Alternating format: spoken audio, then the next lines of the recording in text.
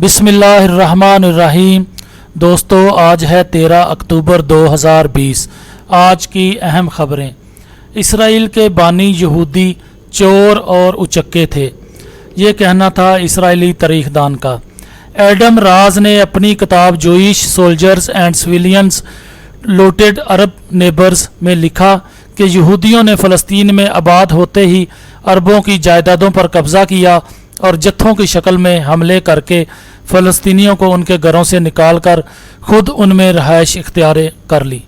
فلسطین آ کر آباد ہونے والے یہودی، جنہوں نے کہا کہ 1948 میں اسرائیل کے پہلے وزیر اعظم ڈیوڈ بن گوریان نے خود کہا تھا کہ چور اور اچکے تھے۔ اسرائیل میں سب سے زیادہ شائع ہونے والے ہارٹیز اخبار میں ایک اور تاریخ دان گیدون لیوی نے کہا کہ تمام یہودی چور اور اچکے تھے اور حکومت نے ان کی سنگین وارداتوں پر اپنی آنکھیں بند رکھیں۔ یہ انکشاف یہودیوں سے نفرت کرنے والے نازیوں نے نہیں بلکہ اسرائیل کے بانی رہنما نے کیا تھا۔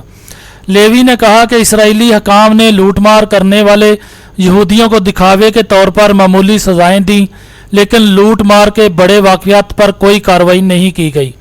ایڈم راز نے اپنی کتاب میں کہا کہ یہودیوں کے مظالم سے تنگ آ کر 7 لاکھ فلسطینی اپنے گھر بار چھوڑ کر دوسرے ملکوں میں ہجرت کرنے پر مجبور ہوئے۔ یہودیوں نے ان کے گھروں اور دیگر قیمتی اشیاء پر قبضہ کر لیا، حتیٰ کہ کھانے پینے کے برتن تک یہودی لوٹ کر لے آئے۔ آپ دیکھ رہے ہیں گولڈن نیوز چینل۔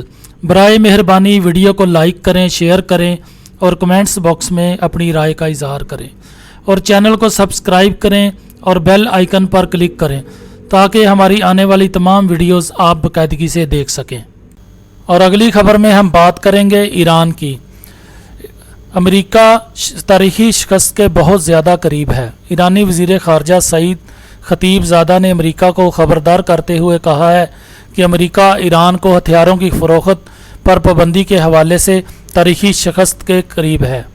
ایرانی وزارت خارجہ کے ترجمان سعید خطیب زیادہ نے اپنے بیان میں کہا کہ جلد امریکا کی تاریخی شکست سامنے آ جائے گی۔ ایران نے ایک بار پھر یہ ثابت کیا ہے کہ امریکہ اس قدر بھی طاقتور نہیں جتنا وہ دعویٰ کرتا ہے۔ خطیب زادہ نے امریکا کی طرف سے ایرانی بینکوں پر لگائی گئی پابندیوں کی مذمت کرتے ہوئے کہا کہ واشنگٹن حکومت اگست میں ایران کے خلاف پابندیوں کی مدت میں اضافے کے معاملے پر سلامتی کونسل کی حمایت حاصل کرنے میں ناکام رہا تھا۔ اور اگلی خبر میں ہم بات کریں گے شمالی کوریا کی۔ ایک رپورٹ کے مطابق شمالی کوریا کا نیا ہتھیار بیک وقت کئی حملے کر سکتا ہے۔ شمالی کوریا کی جانب سے گزشتہ ہفتے کے آخر میں منظر عام پر لائے گئے نئے بیلسٹک میزائل کا حجم اور اس سے متعلق دعوے جان کر ماہرین حیران ہو گئے۔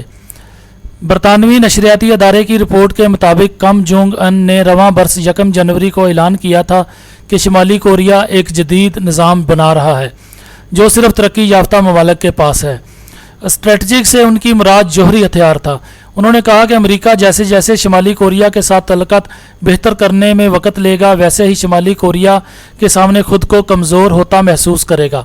شمالی کوریا کے بین البراعظمی بیلسٹک میزائل ICBM سے متعلق ماہرین کا کہنا ہے کہ پیانگ یانگ ہواسنگ 14 کو 2017 میں ٹیسٹ کر چکا ہے، جو 10,000 کلومیٹر تک جا سکتا ہے اور تقریباً پورے مغربی یورپ تک پہنچ سکتا ہے، ساتھ ہی تقریباً نصف امریکہ میں ایک جوہری حملہ کرنے کی صلاحیت رکھتا ہے۔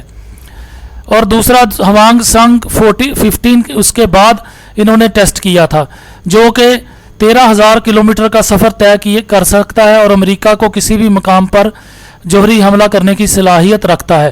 تاہم حالیہ نمائش میں منظر عام پر لائے گئے جدید ترین اور حجم میں غیر معمولی بڑے بیلسٹک میزائل کا تجربہ تاحال نہیں کیا گیا، مگر ماہرین کا کہنا ہے کہ اس سے شمالی کوریا کے ارادے واضح دیکھے جا سکتے ہیں۔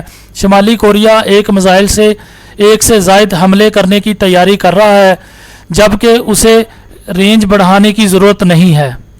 اور اگلی خبر میں ہم بات کریں گے کہ حکومت کا ایران سے پیاز اور ٹماٹر درآمد کرنے کا فیصلہ۔ حکومت نے ملک میں ٹماٹر اور پیاز کی قیمتیں زیادہ ہونے کے باعث ان اشیاء کو ایران سے درآمد کرنے کا فیصلہ کر لیا۔ نجی ٹی وی سے گفتگو کرتے ہوئے وزارت نیشنل فوڈ سیکورٹی کے ترجمان نے بتایا کہ ملک میں ٹماٹر اور پیاز کی قیمتیں زیادہ ہونے کے باعث حکومت نے پڑوسی ملک ایران سے ٹماٹر اور پیاز درآمد کرنے کی اجازت دی ہے۔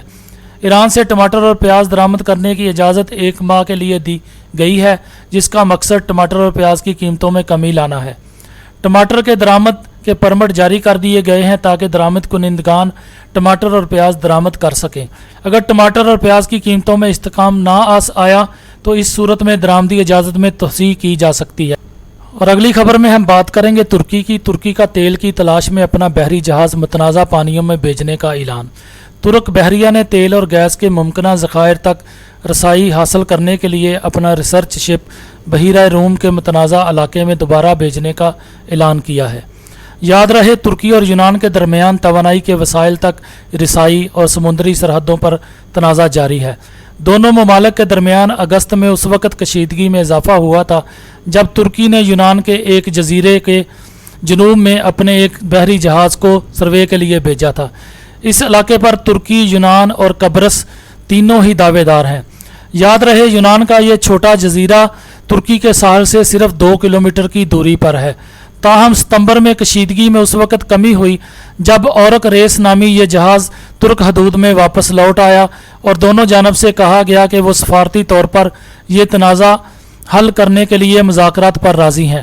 لیکن اب انقرہ کا کہنا ہے کہ یہ بحری جہاز مشرقی بحیرہ روم میں تیل کے ذخائر کی تلاش کے لیے 10 دن گزارے گا۔ اس تحقیقی جہاز کے ساتھ 2 دیگر معاون بحری جہاز اطمان اور جنگیز خان بھی ہوں گے۔ اور آخر میں ہم بات کریں گے دلچسپ اور عجیب و غریب۔ سونے کے ذخائر سب سے زیادہ کس ملک میں ہیں؟ جنوبی افریقہ میں دنیا کے تمام ممالک سے زائد سونا موجود ہے۔ 20ویں صدی سے لے کر آج تک جنوبی افریقہ دنیا کا نصف سے زائد سونا اکیلا برآمد کرتا ہے۔ جنوبی افریقہ کے سونے کی برآمدات 1970 میں اس انتہا کو پہنچ گئی تھیں کہ دنیا کا کل 77% سے زائد سونا جنوبی افریقہ اکیلا برآمد کرتا تھا۔ آج کئی ممالک میں سونے کے ذخائر دریافت ہو گئے ہیں، مگر آج بھی جنوبی افریقہ کو تمام ممالک پر سونے کے ذخائر کی تعداد کے حوالے سے برتری حاصل ہے۔ دوستو، آپ دیکھ رہے ہیں گولڈن نیوز چینل۔ برائے مہربانی ویڈیو کو لائک کریں، شیئر کریں اور کمنٹس باکس میں اپنی رائے کا اظہار کریں۔ چینل کو سبسکرائب کریں اور بیل آئیکن پر کلک کریں تاکہ ہماری آنے والی ویڈیوز آپ دیکھ سکیں۔ شکریہ۔